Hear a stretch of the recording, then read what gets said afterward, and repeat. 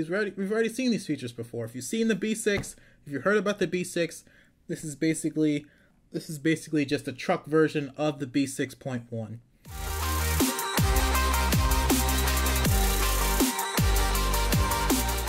What's up, guys? How you guys doing? Thank you so much for clicking on this video. I'm just gonna do one of my videos of just doing my first thoughts of the team associated T6.1.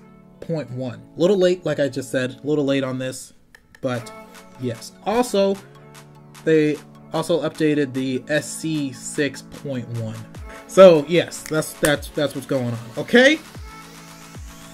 Basically, if you saw the B6 one, then it's basically all the same stuff as the B6. It took them a long time to upgrade these cars. I don't know why it took them so long. Maybe they just wanted to get the design down right. The slipper clutch, like the B6 has been relocated to be more inside of the car. It's not that big of a deal with the truck, but with the buggy, the slipper clutch nut would stick outside of the body, and if you didn't cut the hole just right, it would rub up against it and make a funny noise. It's got that new rear diff access.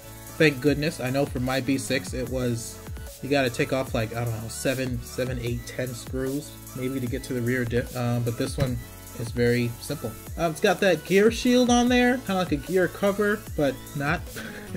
Just a gear shield. Revised and improved slipper clutch as well. I think it comes with the titanium shock shaft, but not the Kashima coated shocks. So I think if this car was factory team, it probably would come with the Kashima coated shocks, but it doesn't. So yeah, I know this video isn't really inclusive because we've already seen these features before. If you've seen the B6, if you heard about the B6, this is basically just a truck version of the B6.1.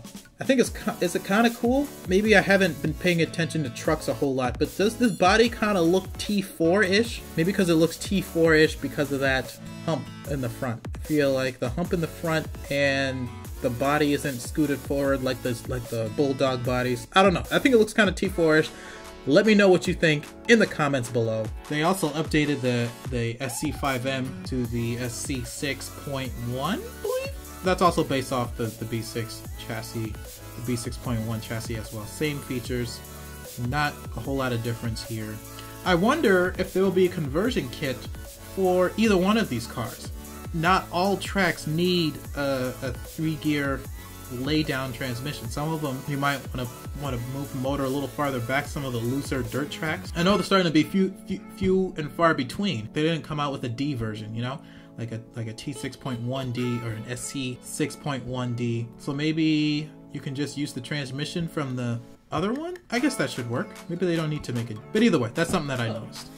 Quick question: would you guys want me to do this for other cars?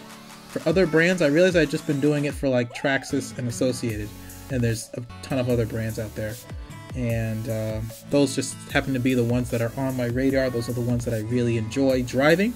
But if there are other companies, let me know, and other companies that you want me to do this for, and maybe I'll start doing some of those. Thank you so much for watching this video.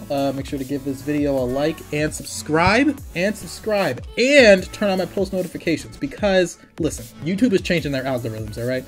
They're changing them. They keep changing them.